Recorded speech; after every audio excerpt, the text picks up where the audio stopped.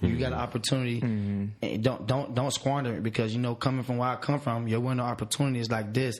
And once you know what I'm saying, you get distracted, you get delayed. Once you get delayed, you get destroyed, and you don't want to get caught doing that.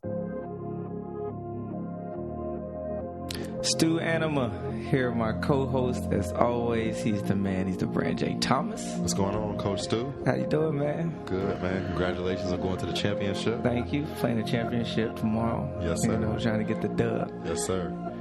Good to see you. We are here with a special guest, the one and only UC alumni, running back from Sanford, Florida. Tion Green is in the building. Clap it up. He is here. Pleasure to be here, man. Pleasure. I appreciate y'all having me on this. No place I'd rather be on Valentine's Day, man, so I appreciate it. Yes, sir. Yes, sir. Yes, sir. Yeah, first of all, you're from Sanford, Florida, and, I'm still trying to contemplate and just think about why are you here in Cincinnati. I don't know if you know about the snow or about the weather. What made you come up here out of all places in the world? Oh, well, I guess just getting out of Sanford, Florida, if you knew where I came from and the things I saw growing up and just the way of life growing up, I think God just blessed me with an opportunity, and me and my mother just thought it was, and even my peers around growing up, all the older guys just thought it was just in my best interest just to get out of Florida and experience something new. Mm-hmm. A kid that's never been out of Florida. Now, I've never been out of Florida. So I got my scholarship and took my visit to Cincinnati. So, that was just very, God blessed me with that fortunate opportunity. So I just took full advantage of it, and I came here, took a visit, just seeing the bright lights, the city, the color of the trees, and people were just so welcoming and friendly. And it was just like the whole environment here, it was just not too overwhelming, but it felt like home. It felt like something I could see myself being here for 4 years. But at the time I came, it was like November, so it wasn't no snow on the ground, so it wasn't too cold. So and that snow and stuff came on later on as I was a freshman. But I still don't regret anything about coming here. Okay, yeah. Everything happens for a reason. So I know you went to Lake Brantley High School, class of 2012, and I know you had a lot of interest. You chose UC over West Virginia, Purdue, had scholarship offers from Arizona, NC State, Maryland. So a lot of Power 5 schools. So you coming to Cincinnati, was a big deal. I remember that. And in 2011, you were Central Florida Offensive Player of the Year. So you was doing some big things down there. And just coming out of Florida, I know you were ranked 28th in your position and 73rd in the state from ESPN and Rivals. How hard is it to just separate yourself? Because we all know Florida, Ohio, Texas, those are like the top football states when it comes to recruits. So you're down there with, Torrance Gibson, all these players that are getting noticed. How'd you separate yourself when it's such a heavy, talented state? You just gotta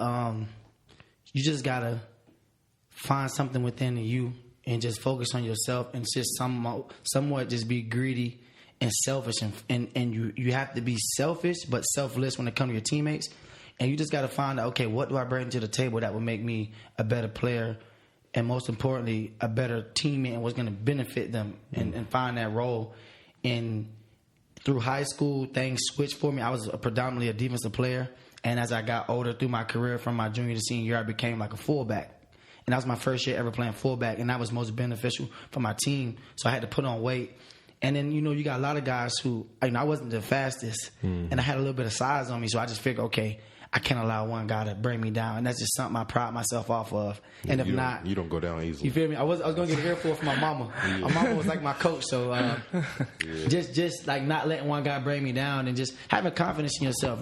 Just like Sandlot football. High school is literally like Sandlot football. I just got the ball, try to juke guys, and they get touched, and try to run them over. So yeah, the big bulldozer. If you ever seen this dude play, I wouldn't want to play against you. So. I was like 40 pounds lighter. I mean 40 pounds heavier in college. I gained about 40 more pounds. Wow, they put that weight on you. So you played defense too? Yeah, I played defense in high school. What'd you play? I played cornerback. Wow. Yeah, so I was ranked like 35th and I think 35th and something ESPN and cornerback. Well, you were recruited more as an athlete. Yes, and certain schools wanted me for certain positions. I asked you that. So what was your heart at? Did you want to play defense or did you want to play offense? Because I know that can be a little hard. Some of those Power 5 schools, they wanted me to play defense. So when I took visits and I was talking to the coaches, like South Carolina, Gamecocks, those guys wanted me to play defense. And, you know, me put up the numbers I put up and being the offensive player of the year, it's kind of hard to tell an 18-year-old Tion Green, hey, you're not going to play running back in college. You better on defense. I'm like, did you not just see the numbers I put up? Yeah. Like 22 touchdowns in the season. How you going to tell me? You know, my attitude then, you know, how you going to tell me I can't play running back? Yep. And Cincinnati was one of those schools that said, hey, we'll let you come here and play running back. So I was like, yeah, so I'm going to take that and run with it. That's the one thing, as we've had different athletes, we've talked about just as an adult and in life in general, you got to make the best decisions for you. And sometimes recruits may go to certain schools because of the name or the hype, and they're like, how come I didn't play? Well, maybe you didn't make the best decision for you. So I like that you were saying how they were saying, hey, we'll give you an opportunity to play what you want to play. And I feel like that's important for all the recruits out there to make sure you're following your heart on what you want to do to, when you get to the next level, because that's where you're going to be for the next 4 years. And then you probably got a lot of other people with their opinions like, oh, you should go here and all of that stuff. Did you have a lot of people like in your ear? Yeah. Hey, stay home, go to the U. Right. Yeah. I was fortunate and blessed enough to have a lot of good peers and mentors around me to tell me, Tion, go to where you want to go to. Do what's best for you, because we won't be there those 4 years doing the schoolwork for you, taking care of you, washing your clothes. So I think I was never really pressured by anyone in my community. They was just like, get out. You got an opportunity, and don't squander it, because, you know, coming from where I come from, your window opportunity is like this. And once you know what I'm saying, you get distracted, you get delayed. Once you get delayed, you get destroyed, and you don't want to get caught doing that. So I kind of just got my offer, visited those schools, saw that Cincinnati was the best fit, and I spoke on where I wanted to go, and I verbally committed early, and people respected that, and that motivated me to get there and get through. So I was one of those kids that didn't want to wait, so I could focus, get my ACT scores, and just get out of there. And everybody supported my decision. Wait a minute. That was amazing. Did he just say, once you get distracted, you get delayed. Once you get delayed, you get destroyed. Quote that. Quote that. Wow. Because that's true, man. Opportunity comes and goes. Yeah. And it'll move on without you. It will move on without you because, like you said, I coach 7th grade basketball. One of my kids, he wasn't doing what he's supposed to do with his grades. Right. And I told him, and he didn't play. He didn't play the next game. And I told him, like, look, I almost forgot that you didn't play. I almost forgot. So don't think that the world won't move on without you. You know, we still played today even though you didn't play. The Lakers are still playing without Kobe. Right.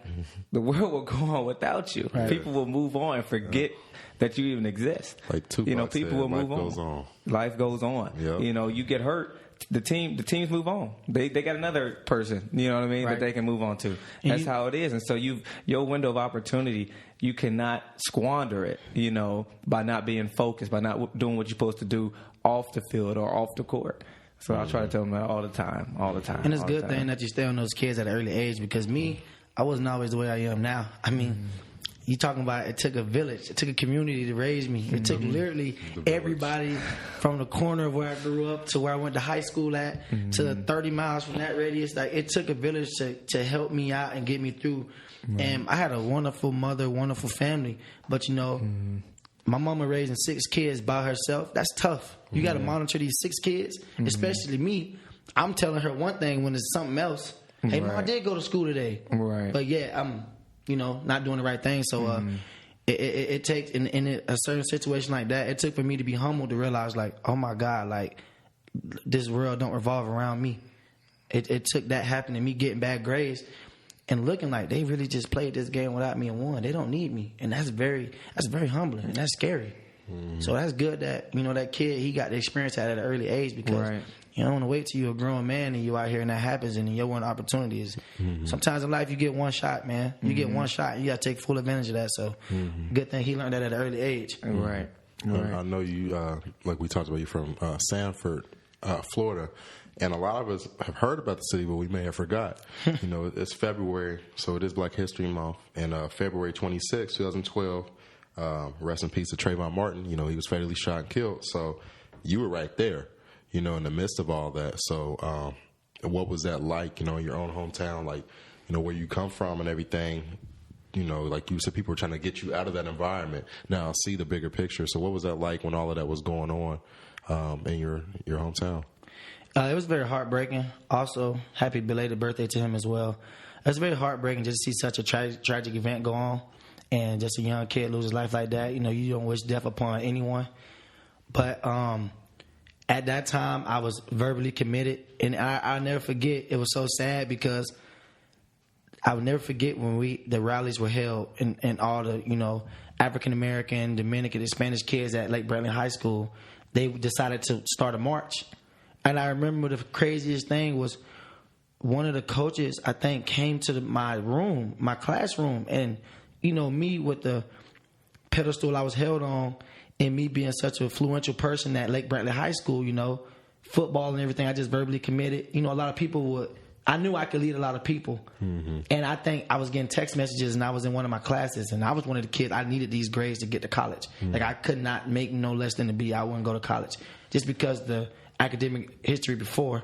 And I remember one of the coaches coming to my room, and I remember I wasn't allowed to have my phone out. It was in my book bag because that was my academic commitment. I made it to my teacher. Just, you know, I do this, I do that. Can you please, you know what I'm saying? You know, that's one of my academic commitments to her. And I remember one of the coaches came and was just like, all the kids didn't come back from lunch. It's a rally outside of the school, because I would say Lake Brantley probably was like, it's in the suburbs, mm-hmm. and it's predominantly, you know, mm-hmm. it's a Caucasian school. You can say that, which are phenomenal people there. I've never experienced any racism at my high school ever. And I remember one of my coaches came to my classroom and was like, pulled me out and was like, let's go. We're about to go down to the weight room. I'm like, for what? Mm-hmm. And I checked my phone as we're walking, and everybody's like, Tion, come out. We're about to rally for Trayvon. We're about to rally for Trayvon. And I remember not being able to go do that and go be with him. And I felt like it was the weirdest feeling in my heart. I'm like, am I not supporting him enough? Should I be out? Because I knew the role and the pedestal I was put on. Mm-hmm. But at that time, as I get older, it's like I had to make a sacrifice, because I'm not only am I representing myself and representing the university and my family.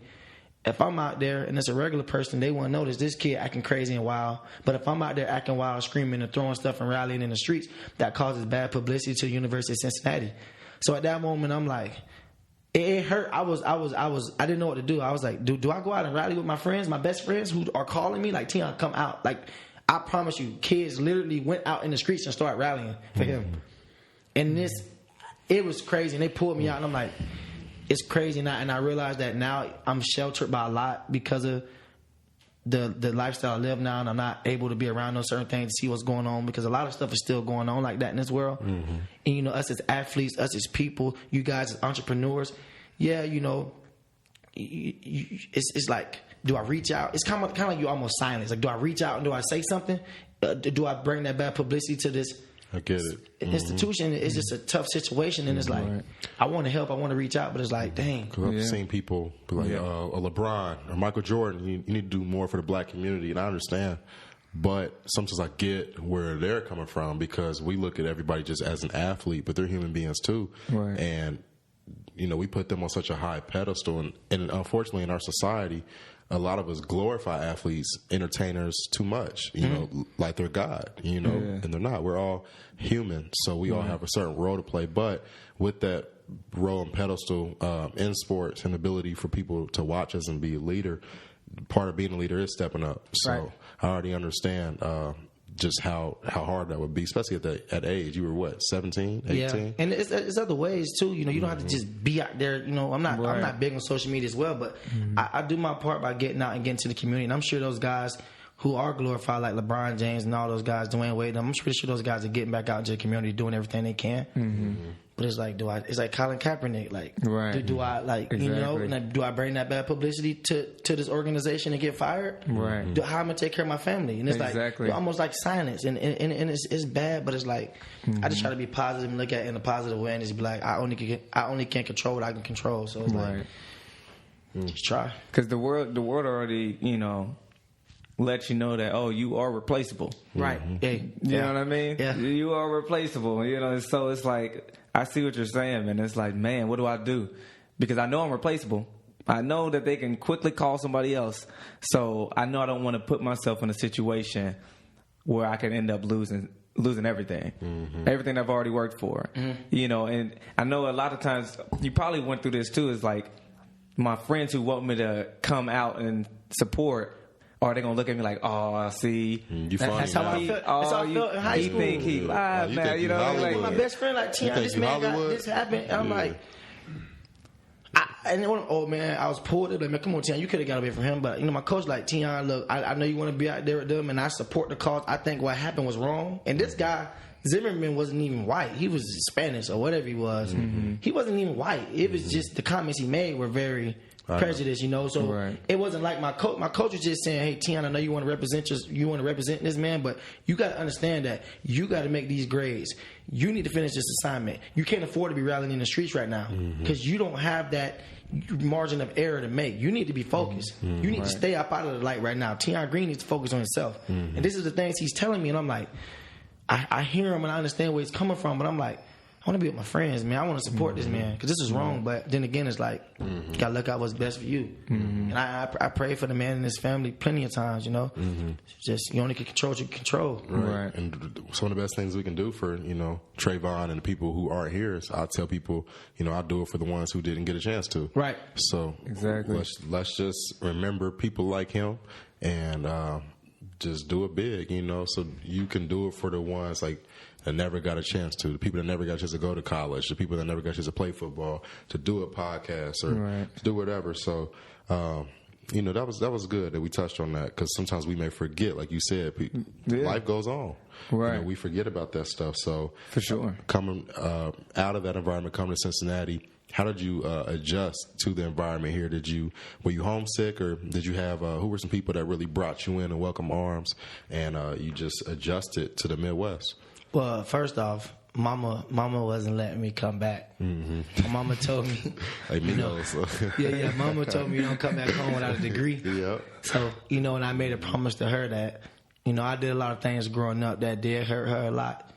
Said a lot. I was never a disrespectful child. My actions were just disrespectful. Just simply like be home by the street lights.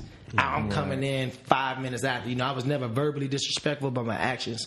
So I just promised my mother that just to see her smile is like the biggest blessing and the biggest feeling in the world. Just to hear her say, I'm proud of you. You the first kid of my 6 kids, and you the baby boy. And I got a little sister. You the first to go to college. That's amazing. You the first to make it out of the project. The youngest one is always, it's like the chosen one. Yeah. You can learn from. Now I had a brother that was real good though, like right in front of me though. But unfortunately, some other things went on with that. So, but I would say guys like on my visit, just somebody that really inspired me was Isaiah P. wanting to come here and play running back. And just watching Isaiah P. and Marty Gilliards and Tony Pike and Zach Collares, that camaraderie them guys had, and they were winning. Bush Jones era, the Brian Kelly era, they were winning. Sugar Bowl, Orange Bowl, Big East champs 3 years back to back. I wanted to be a part of this tradition. And I felt like these guys are some dogs. I'm like, I want to go play with them. So, but I always say once I got here, George Wynn, guys like George Wynn, Jamil Poteet, Cameron Cheatham, Travis Kelce, Munchie Legault, those guys took me in with open arms. Oh, you played with Travis? Yeah, I played with Travis my freshman year. Scored my first touchdown. He had the leading block for my first touchdown against Miami of Ohio my freshman year. So that was pretty awesome. And those guys took me in, but I knew I had to earn their respect. I knew when we got in pads, I'm like, okay, I got to run somebody over. Right. Freshmen, they ain't really talking to you. Right. You ain't as a freshman, you ain't allowed to talk in the meeting rooms. Dang. You're not allowed to talk in the meeting rooms. Like, you ain't no answering questions. Like my coach, Roy Manning. And he was a big guy, Michigan, 6'4", like 260. I remember one of my peers, Deontay Buckley, was talking, and he was like, "Is that a freshman out here talking in my room?" The coach would say that? Yeah, no, you're not allowed. You have to earn your name tag when you come in there as a true freshman. You don't just get a number. You're gonna get a crazy number like 47. Who wants to wear 47 at running back? Right. You gotta prove yourself. When you have something, you gotta earn your stripe. And you wear a big old white embarrassing stripe in your helmet. While nobody else does, they got the C-Paw. You have to earn your right to be a part and on that team. So I was like, man, when I get here, man, I'm about to. Somebody got to pay, man. Have you ever experienced like a teammate that was struggling and they didn't earn and they was like, nah, you ain't getting it? Like, have you ever seen that? Man, absolutely. The most devastating thing I heard, Butch Jones told us the first day, the first team meeting. He said to all you freshmen in the back, half of you guys won't be here by the time y'all graduate. And I'm like, what? And that is true. And half of those, and some, and it's like, how many people did you finish with? I think it was about 6 or 7 of us that was in the Butch Jones class that came in. Butch Jones class, about 6 or 7 of us, and it was maybe like 15, 17 of us that came in. It was a bunch of us that came in. We had a big recruiting class that year, and it's just like some people. It's like with your kids on the basketball team. it's just a matter of time. Some kids get it before one another. Right. But it's just like something that helped me.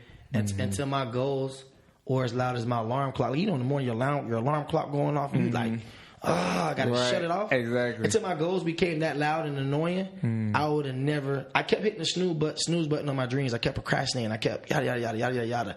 And I wanted to break that curse, and I finally stopped hitting the snooze button on my dreams. And I just finally got up. Let's go to work. And I accepted it, and I took criticism. I listened to George Wyndham, and I became a guy. I became a guy that everybody liked. And I'm like, okay, I get it. Then you had some turds who just attitude, arrogant, their egos. They just thought they were still living in the high school era. Like, I'm better than this guy. Prove it. Right. Work hard. Stop getting in trouble. Go to class. Make the right grades. You got to do those things. Don't become a list guy. You got a lot of guys that wanted to go their own route. They had no structure growing up, and they just got let go because, like you said, everybody's replaceable. They will go recruit a junior college guy or another guy the next year. That's more scholarship money saved in the program for them. So it's like, exactly, they will get rid of you. You just got to do everything right. Yeah, and ask for help. Don't be afraid to ask for help. I think that's the biggest thing that separated me from everybody else. Asking for help. Yeah, I just wasn't afraid to ask for help. I saw George win. I saw the way George Wynn was treated. I saw the way Travis Kelce was treated. I'm like, everybody love these guys. What do they do? I got to figure out what they're doing so I can get like them. Right. I just start watching them. I start observing. I'm like, okay, I see how he shakes hands. I see how he talks. I see how he communicates. I want to be like that guy. I see how he practices. I see his work ethic. I see how he takes care of his body. I see he's not out all the time. I'm like, okay, I want to be like him. That's critical. He's doing it right. That's critical. Being able to, see somebody that's successful. You just said, because Kona, we've all been in college. And me personally, I remember when I first went to school, my dad was like, don't get caught up in that college life. And I'm like, what you mean? And he was like, you're going to see. Because when you first get on your own, when you start turning up, you start going out, that can destroy you, whether you're just a student or a student athlete. You got to have work-life balance. Right. And so many people get caught up with living for the weekend and just so caught up in the party life, you miss your whole purpose on why you're here. And like you just said, because I'm friends with some athletes, and I've noticed for the ones that go out a lot, the ones that don't, you can just, the focus level is different. You got to just have balance, and I feel like in college that's critical to remember that. I just think that was funny that you said that. Yeah, but you got some guys.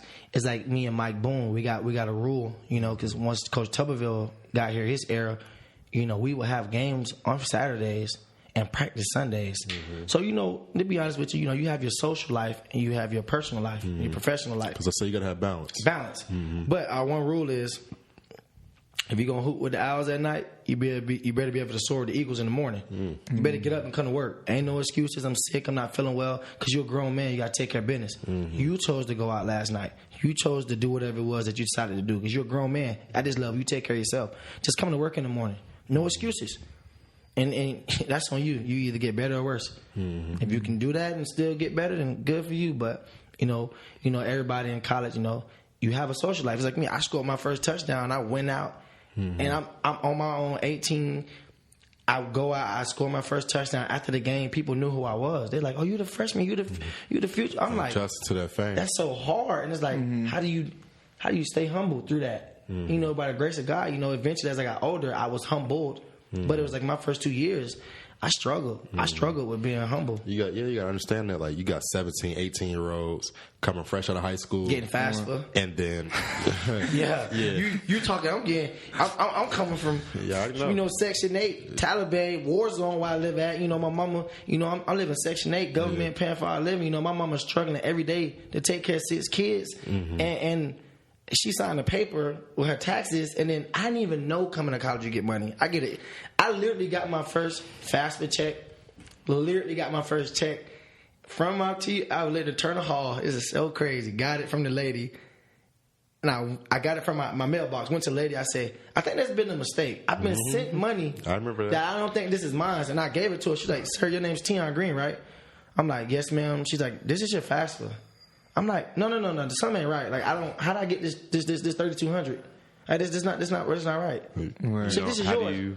Because they don't teach finances in school. So when a lot of us get it, we're financially illiterate. We don't know what to do with it. Right. So we Listen, we don't know what to do with it. That's why if you are already bad with money, getting more money won't help. Man, my daddy gave me $5 a pop every time I saw him growing up. So I already understand. The few times I saw him, $5. But like I was saying, like, you know, come out of high school and then you get to college and you are with 40,000 kids. You got grown women that's, you know, fast, that's trying to talk to you. I'm just gonna say it. You know how it is in college, and how do you adjust to that? You know what I mean? People don't know how to adjust to that life when you've been sheltered your whole life, and you get to school, and it's like, all right, you at the devil's playground now. What you gonna do? You know, how you gonna adjust to that? So you got to stay grounded and remember who you are. But see, that's why it's good to have a changing environment too. You know, a lot of people don't get that chance. There's so many people who have been in the same city their entire life, and they never get to see anything else. They don't even know what's out there, you know. And that's why I think is, you know, one thing that I'm real, you know, passionate about. I think it's very important to get kids outside of the city as soon as possible, you know, so that they know there's more out there. There's more to accomplish. There's more than just your neighborhood. Right. There's more than just this right here. There's more out there. Go get it. You know what quote I'm about to say, right? What? The world is a book. And those who do not travel only read one page. Bro. Yeah. That's serious. I'm a product of that too. Get me out to Cincinnati. Right. You mean to tell me that it's another way of life and everything ain't where I come from? Right. I you know, Lake Brantley was a big step to me. You know what I'm saying? Yeah, I wanted to go to my hometown, and I know a lot of people, you know, I'm talking like my community in Sanford Seminole. Hey, I wanted to go play with my friends. I wanted to go be with them. These kids I grew up with from Pee Wee, 5, 6 years old. I want to go play with them. And my mama was like, nah, I'm sorry. You got to go here. Because I don't think you and your personality and the way you are right now, you ain't ready for Seminole. And people felt all type of ways about me. It was so bad sometimes. Like, the week before the game, I didn't even want to go home. I wanted to stay the night over there because it was just like, during the game, you traitor. You had to go play with the white people. That hurt my feelings because, you know what I'm saying, you care what people think about you. And I never was a bad person. So that hurt me. But then I went to Lake Brantley and I'm like, I remember, never forget, Miss Wendy Wagner, called my mama Wags. She literally was like, what do you guys want to eat? I was slept over a weekend. What do you guys want to eat? I'm like, I just get McDonald's, Burger King, that's cool with me. She was like, what? Man, what do you want to eat? Chick-fil-A? I'm like, what's Chick-fil-A? I was so oblivious to what Chick-fil-A was because of where I came from. Right. Yeah. And it was like, I've never been out of that environment. They ain't having it in your neighborhood. And it was like, I saw Lake Brantley and took visits, and I'm like, so you mean to tell me everything ain't all about killings and shooting and robbings and rapes, and it's a different way of life? Like, you mean to tell me I can do something I love to do? Like, literally, I could do something I love to do every day and make a lot of money for it and be able to take care of my family and be able to give back to the community and help other people and be put on this pedestal? And all I got to do is get these grades? Oh, bad. I'm doing that. And all I got to do is just get a 23. You said, oh, my God, I'm doing that. You know, shout out to the videographer, Kona. We have these talks every day. And, you know, some people were blessed to go to college, but some of them had to leave to go home to take care of maybe their mom was sick, you know, or maybe some life hit, you know what I mean? But when you have a full ride scholarship, books paid for, tuition paid for, room and board paid for, you getting gear, take advantage of that. I've seen so many guys that don't take advantage of that, and that just frustrates me. And like you said, all you have to do, literally, this is all you got to do. Go to class, take care of the books, and perform on the field or the court. That's it. So when you have an opportunity, you got to take advantage of it. Yeah. And that's what you were saying. Like, you know, you got that down. You know, you graduated. You know, you had a solid career at UC. I'm proud of you, man. So I appreciate it. Just seeing that, it's like there's some people that go to college that play sports and they don't even come out with a degree, and you had a full ride. It's like what you said, though, man. You know, a lot of people take a lot of things for granted. It's like, there's times I wake up in the morning and I'm like, man, I ain't trying to be walking in the snow at 5:45 to go lift weights and run. Like, I want to sleep in and lie. I'm sick. I used to, in my head, think of excuses. But then I would think about, you know, and it was weird. For the first couple of years of college, I never lived with athletes. I wanted to be, man, listen, man, I want to be different. I want to see what the other side of the world is like. I didn't know you could do that. Man, I thought you had to live with teammates. They ain't know I did that. I was a rebel, man. So I decided to go live with three white boys. I say, because, you know, I wasn't comfortable being uncomfortable. So I said, I'm going to force myself to become, I'm going to become a better person because I was not comfortable being uncomfortable. You put me in a situation and I'm a talkative, outgoing person, but the minute I get uncomfortable, my attitude, my personality is either, you know when I'm talkative and when something's bothering me. You know when, oh, he's bothered. oh, nah, that's him being him. I said, I'm going to force myself to be uncomfortable. I'm going to put myself around these people. Engineers, Matt. It was Matt White, Matt Huntington, Jake Hendershot. I lived with those 3 guys my sophomore year. My junior year, I said, let me step it up a notch. I lived with 7 white girls. My best friends to this day. I wanted to be comfortable being uncomfortable. And I learned so much from living with students. I took so much for granted. And it's like looking at y'all in y'all face, I was literally almost robbing the coaches.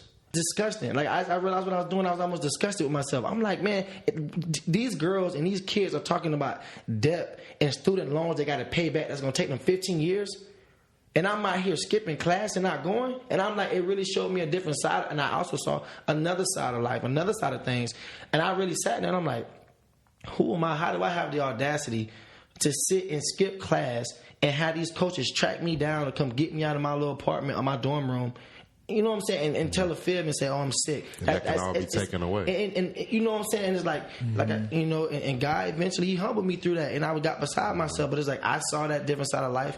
And that's what made me make my academics more of a purpose and make it more of a priority. And it's like, okay, I'm going to start asking for help. So throughout UC, because you had a pretty solid career, what were some of your favorite moments and what was some of those moments that you were humbled, injury or something that came up? I start with the most humbling moment. I would say my junior year getting hurt. You know, I had all these expectations, all these predictions. Oh, my God, he's going to come in and have a breakout year. I was on the newspaper. Tion Green, look out for him next year in the draft. He's going to come out. 2014, I just was figuring it out. Sophomore year, I was learning it. And I think 2014, my junior year, I figured it out. I said, okay, I know how this college thing works. That's usually when you came out real hot. First 2 games, you know, we were playing the Bengals Stadium, came out real hot. First away game, Ohio State. I remember all week I was being told, this is your pedestal, this is your time. God bless you, Tion. This is national television. This is when you're going to make your statement. This is your mark. Prepared my body, took care of myself. I remember I lived on Stratford Street, big time party street here in Clifton. Big time party. I mean, you guys know it. Big time party street. I remember the Thursday night before I was going to the hotel that Friday. I just remember everybody on the streets and cheering and that temptation kicked in. And if anybody knows about temptation is hard. One of my friends walked by, knocked on the door. Come out, bro. Come celebrate with us. You don't got to drink. Had an opportunity. And I said, man, look, I can go out, drink, recover Friday in the hotel, get an IV Saturday and be fine. It hit me. I'm like, nah, I'm cool, bro. Ain't no point to put myself in that situation. And what's weird thing is my puppy, Montana, gave me the weirdest look.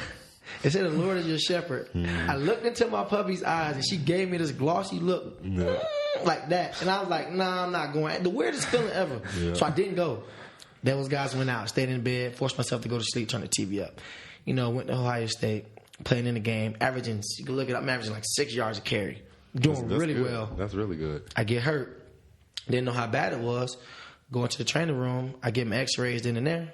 Tore my groin and my abdominal, the whole thing off the bone. Season-ending injuries. Abdominal. My abdominal, and my groin. Tore the whole thing off the bone. So I get the surgery. You're done. And I remember my coach.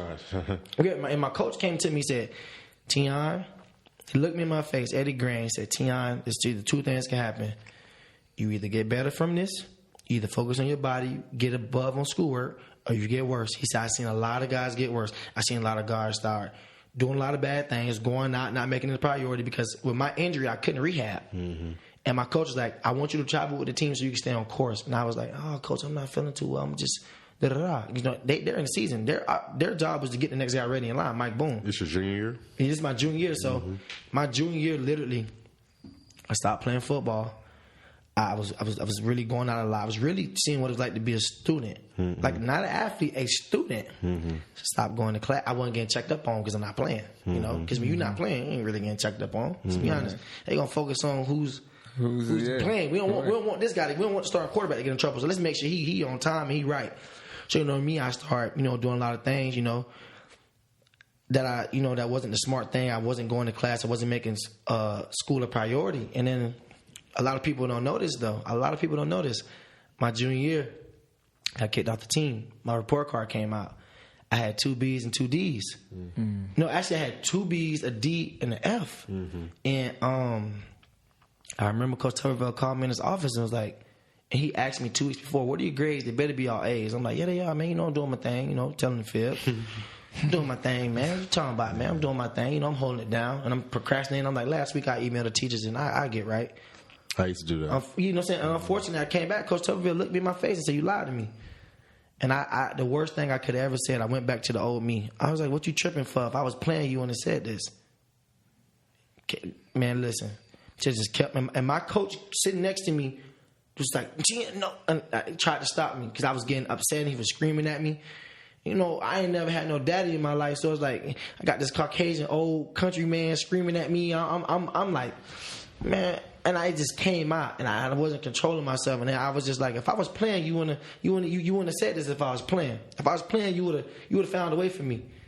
And you know what I'm saying? And you know, and at this time, Mike Boone really came onto the scene hard. Mm-hmm. He already outrushed everybody, doing real well. So it was like, okay, this guy's old anyways. We got the future coming in, plus Jose Williams coming back. We can recruit 2 more running backs. Mm-hmm. What we need 3 of them for? So at that time, I felt like, oh, they just don't want me no more. I started pointing the finger. You know, I wasn't pointing the finger. I was pointing the finger at them. But one thing I learned, when you point the finger, you got 3 fingers pointing back at you. Mm-hmm. You always check with yourself. Mm-hmm. So I was like, what was Tion Green doing? What are these 3 things that I was doing? Partying, not making things a priority. Just basically just not being a good person. Got kicked off the team. And I remember emailing my professor, meeting up with her in person. And I pretty much, and I just told her the truth. And I'm like, ma'am, is there an opportunity I can do any extra credit? And she's like, well, I haven't graded all the extra credit yet, but it's a good chance that you can slip by. She luckily got my, Sue Burke, she got our extra credit, emailed me and said, you are a lucky kid. Mm-hmm. She just said, I couldn't find your extra credit assignment, and I just found it. I barely got by with a D, and it got me to a 2.0 overall. Mm-hmm. And I wasn't allowed to go to the bowl game, which was, I had to watch my team perform on TV, knowing I could beat or at least support them. And by this time, I was healthier. Which bowl game was that? It was the military bowl. And just watching that happen, not getting any of the gifts, and I made it from a priority to the end. I said, I promised myself that going home and seeing my family, my mom was like, why are you home early? Like, I was sent home, dude. I got sent home. And I said, Ma, I messed up. I made a mistake. Just seeing her heart. I'm sorry. Just seeing her heart and her, like, just her, what? Mm-hmm. Yeah, what you mean? Tion, like, what you mean? Man, that was so crushing, man. I was like, okay, when I go back, I'm about to get right. And then that's when the light, it clicked for me. So that was like the most humbling thing to me. Yeah. But you know what? Sometimes it takes a moment like that. And that's what, with that kid not playing in that game. And that was my humbling moment. That got me right. And I'm like, I don't want to go back there. Moment you remember? Man, my best moment, man, was closing out that Miami game, beating them in Nippert Stadium on Thursday night. And the student sections, the best students in the land, man. Man, the Ruckus just storming the field, man. And those guys sitting there believing in us, man. We was there. That's my best. That's my best college moment. That's hard to say. That's my best football college moment. Mm-hmm. Football. That's my best football moment. Just me personally, my team believing in me, and my coach telling me, you're not coming out of the game until you cannot breathe. You're not coming out. Don't come out. And just closing that game. And it took a team effort. And just seeing everybody storm the field, my family being there and just looking up in the lights. And I'm like, did this really just happen? Mm-hmm. Did I just be the hometown favorite? Did we just... undefeated? What is it? 4-0? Did we just really just? Yeah, because you from down there, so you already know how big of a deal. Man, listen, that was huge. My heart, I literally sat on my knees and said, "Thank you to God. Thank you." Mm-hmm. You can't even, if you wasn't there as a student, as a donor, you know what I'm saying? You know what I'm saying? If you wasn't there, nobody else can experience that feeling for the student section and athletes. It's not that they were ranked or they weren't. It's just it's the you. You know, we was at the game, and I remember everybody was talking about the game and they gonna get smacked. And y'all beat them. So man, look, that was a good moment. I remember that. But it's crazy though. It's crazy once you get. It's like with, you know, y'all in y'all group. It's crazy. You know, me and my attitude, you know, the way I carry life now is I'm not finna be stopped by nothing and nobody. But when you got 105 guys with that same attitude, how are you going to stop this team? Mm-hmm. And that's the attitude we had going into that game. We was like, everybody had that attitude, you know, like a cat. When a cat back against the wall, hey, and we Bearcats. You put a cat back against the wall, man, you better be ready to fight. You finna go to war. When that cat hunch that back up, it's go time. Mm-hmm. That cat will do whatever to survive, man. I say square up. For real. You don't want to square up with a cat. Nah, man. You don't. Hey, man, that's why I'm scared of them things, man. I don't watch my dog almost get killed like that. They'll scratch out your eyes, man. And then they'll disappear. And then you're like, where'd it go? Man, cats be looking like, yeah. So but real quick, you know, because I was thinking about how you said you got sent home. And you said it was a humbling situation, but also a lot of people never come back from that. They stay home, and then they back, and then now they never bounce back. So what do you say to somebody that's like, because I know a lot of people who could have been great, but, you know, they got in a situation like that and then never bounced back. They decided, well, I'll just go back and, you know, do whatever, and that's it. Mm-hmm. So what do you say to somebody that's in that situation like that? Man, just seek for help. First of all, get on your knees, pray to God. Mm-hmm. The first thing to humility, I would say for me, I admitted my mistakes. I just really said I messed up. This on me, because I would point the finger. Mm-hmm. I'm like, man, nah. But I finally was like, Tion, this on you, bro. You did this. You messed up. You lost the trust of your coaches, and I think it took me. I literally had my mother take me back to the projects and ride me through the projects, and I looked at that and I said, Mom, can you stop the car? She stopped the car. I'm looking to where I grew up at, and I'm talking about it was so bad they knocked it down. But I can still see and get little visuals of where I grew up at. And my mama said one thing to me. She said, when you go back up there, remember this. And remember, you don't want to come back unless it's to give back. And just seeing the projects and seeing all of that. And that's like I almost, man, it's being, like I said, bro, you come up here as you know, I think about freshman year. You know, from getting here, scoring a touchdown, getting the money, people knowing who you are, 40,000 people screaming your name in the stadium. You walk around campus, people high-fiving you. To coming from, you sneaking out the house to the things I grew up seeing to, you know, you're a trader. To your sophomore year, things get better. To your junior, you kind of lose focus, bro. You lose focus and you kind of forget. It's hard. You know, I'm not saying I ever forgot where I came from, but I forgot what it took to get here. And I forgot that hard work and dedication. It's almost like, as a football player, I kept growing, but as a person, I stayed the same. And if you stay the same, you're getting worse because you either get better or worse. And I stayed the same. And I just had to find a way to find that balance with, like, your social life and your party life. I had to figure out, I got to get, as a person, I got to grow as well as a football player. And once those two mesh, I'll be fine. Mm-hmm. And it's, I never, bro, I'm telling you, I literally, I got all this money in my pocket. I was sending my mama some money. I still got this much left to spend. When I used to get $5 from my daddy, and I would go home to my mama. Mom, I saw him on his bike. He gave me $5. She's like, "That ain't no money, $5." Man, I thought $5 is the world to come in and get and all of this, and it's like seeing that, bro, and seeing how you could be up on a pedestal so high, and one bad decision, not going to school, can just you lose everything. You want no opportunity. Mm-hmm. Listen, I'm telling you, God is good, bro. I got delayed. I got distracted, but I almost got destroyed. But you got delivered. But you feel me? Yeah, I did get delivered. And I figured out, and I said, man, I got to get back to the basics. I got to get back to seeing all the things that George Wynn did. I got to get back to the way Travis Kelce carried himself. I got to get back to the way Cameron Cheatham spoke to people. I got to get back to the RDA4, the way he just was in general. He was just a good person in general. I got to get back to that. Mm-hmm. And I came back. I'm third string. I'm behind my little brother that I felt like I taught everything, the whole playbook. I taught my little brother Mike Boone the way I thought. I'm like, look, bro, people get locked down by a cop. That's a check down route. And it made sense, you know, things like that. And I'm like, how humbling is this? I come back, I'm third string to my little brother. In the whole spring and camp, I'm third string. But I needed that. Everybody need that. And I didn't complain. I came to work every day, and I said, I'm gonna control what I can control. I'm gonna go to class. I'm gonna lose weight. I'm gonna be a better person. I'm gonna do my schoolwork. I'm gonna be a better person. I'm gonna get back to what took me to get here, but I'm gonna be better. I'm gonna figure out what coach like in Mike Boone and what he like in Jose Williams. I'm gonna try to find that and perfect that and try to become them in one, and then elevate my game as well. And then ever since then, things just went to clicking for me, and I'm like, okay. I'm glad I experienced that one mess because I don't want to go back to that again. See, and that's the thing. People, I think we all need to realize, like, and I try to tell my team this too, like, there's something worse than not getting something you want. And what's worse than not getting something that you want is getting that thing that you want and then losing it. That's worse. That's deep too. You know what I mean? That's worse. So don't think, getting something, that's cool, but it takes even more hard work to keep it. That's why you don't see a lot of people go back-to-back in championships. You don't see that because once you get something, it's not over. A lot of people are like, I got it. I accomplished it.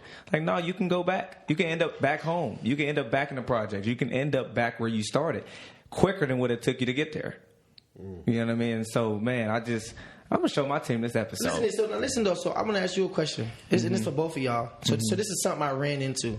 This is just crazy. I like to question myself, and it's like a lot of people my whole life growing up, I feel like we all come from different areas, different backgrounds, I want to get to where I can take care of my family where they never have to go through the things I grew up seeing, because that was just crazy. That's not acceptable. And I think that, it's like, as human beings, we repeat ourselves in patterns. People are who they are. You are who you are. And some people do get better and they do change for the better. Some people don't change, but you are who you are. A person, you got a friend that keep lying and keep doing this, keep stealing, keep saying, I'm going to come get you. They are who they are. You got to allow them to be that. But it's just like,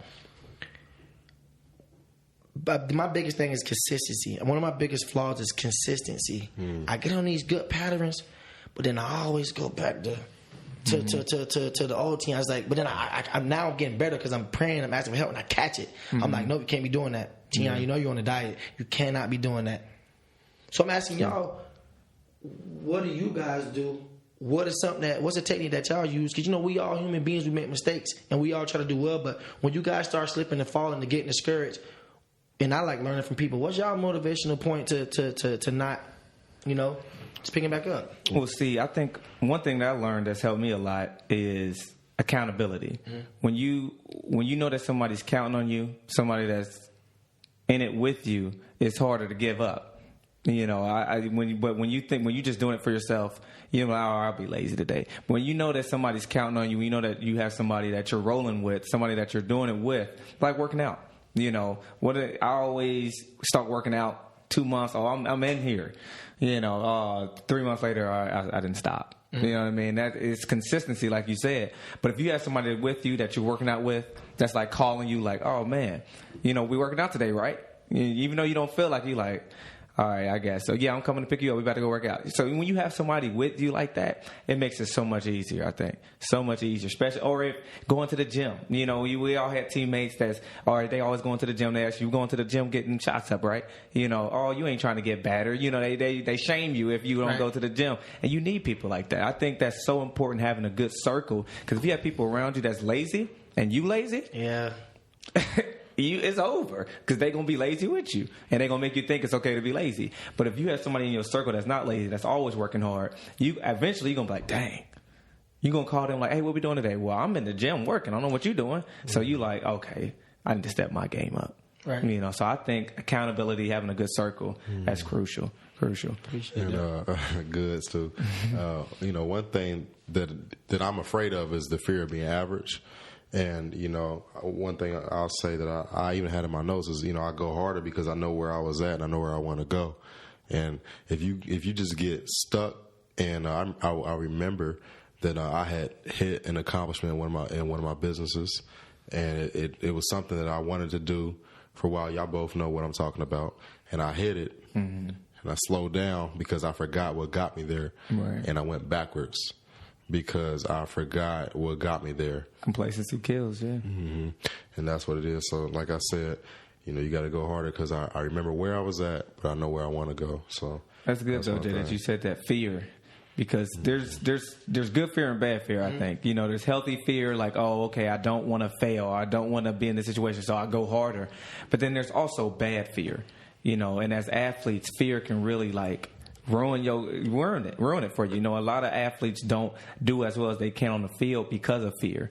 They work hard, they're in the gym, they do the drills, they put up the shots, they do all of these different things, but when it's time to get on the field and actually the spotlight is on you, the crowd is watching, and the TV, you're on national television, they don't even end up doing the things that they're capable of doing. Right. So my question to you is, how do you deal with fear, when it comes to stuff like that?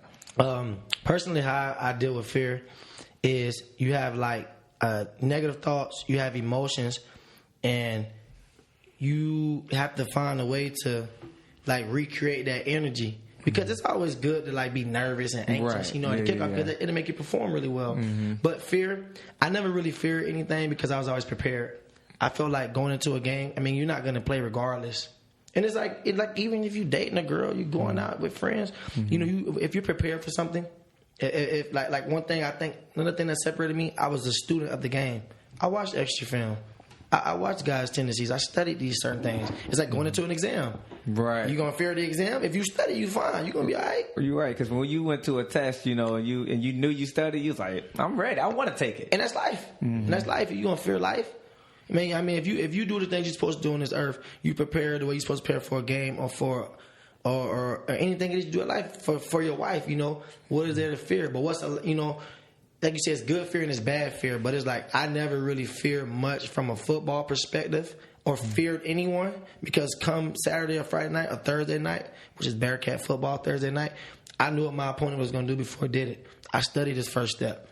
I knew when a guy was bluffing, he wasn't blitzing. I knew how he kept his back foot back. I knew he was hat heavy when he blitzed. I knew this end like to work and move.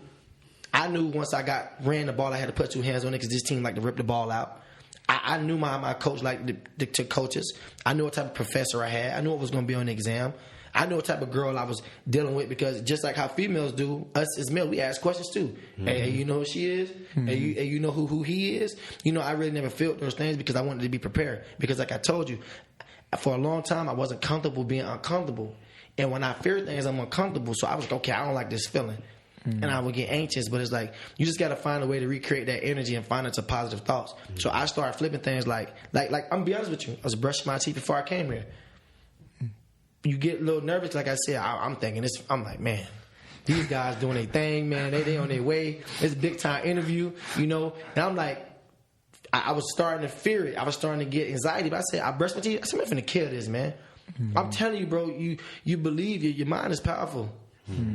Positive thoughts become your reactions, bro. I'm telling you, bro. Your thoughts, you can think your thoughts become your reality. So I'm brushing my teeth. I'm finna kill this interview, man. I'm finna come up and kill this interview.